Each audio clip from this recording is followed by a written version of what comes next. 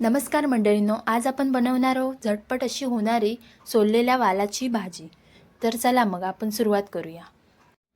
आपण हे गॅसवर कढई ठेवली आहे, त्याच्यात आपल्याला टाकूचा तेल टाकल्यानंतर त्याच्यात तेल जरा गरम झाला की त्याच्यात आपल्याला टाकूची मोहरी जरा तडतडली की त्याच्यात आपल्याला टाकूचा जिरा, नंतर कढीपत्ता टाकून घ्यायचा। नंतर मग आपल्याला त्याच्यामध्ये कांदो आणि टोमॅटो टाकूचा। तर मी इकडे एक कांदो घेतले मोठ्या आकाराचो आणि तो आपण व्यवस्थित परतून घेऊचा लाल होईपर्यंत। नंतर त्याच्यात आपल्याला टाकूचा टोमॅटो टाकून झालो की आपल्याला त्याच्यात मसाले टाकूचे। पहिले मी इकडे हळद टाकले। हळद टाकून झाल्यानंतर आपल्याला घरातले मसाले टाकूचे। लाल तिखट आपण भाजीमध्ये जो वापरतो तो मसाला टाकूचा। नंतर गरम मसालो थोडंसं टाकूचा। हे सगळे मसाले टाकून झाल्यावर आपल्याला हे मिश्रण व्यवस्थित ढवळून घ्यायचा।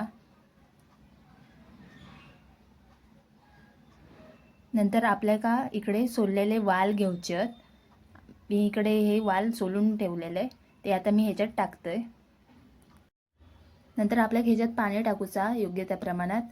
नंतर मग त्याच्यात आपल्याला मीठ टाकून हे जरा शिजूक द्यायचे। तुम्ही हे कुकरामध्ये पण शिजवू शकतास एक शिट्टी काढून, पण कधी कधी हे जास्त शिजले जातात कुकरमध्ये, म्हणून मी ही कढईमध्येच नेहमी भाजी शिजवते, वाल शिजवून घेते।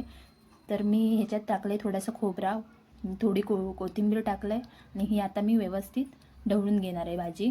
आता ही आपली भाजी तयारच झाली आहे। आपण ही भाकरीसोबत किंवा चपातीसोबत पण खाऊ शकतो। तर मी इकडे चपाती भाजून घेणार आहे गरम गरम आणि मी ही भाजी चपातीसोबत खाणार आहे। तुमका पण ही रेसिपी जर आवडली असेल तर तुम्ही नक्की घरी ट्राय करून बघा आणि कशी वाटली ती मला कमेंटमध्ये नक्की सांगा। आणि असले नवनवीन रेसिपीज बघण्यासाठी मला सबस्क्राईब करू विसरू नकास। धन्यवाद मंडळींनो।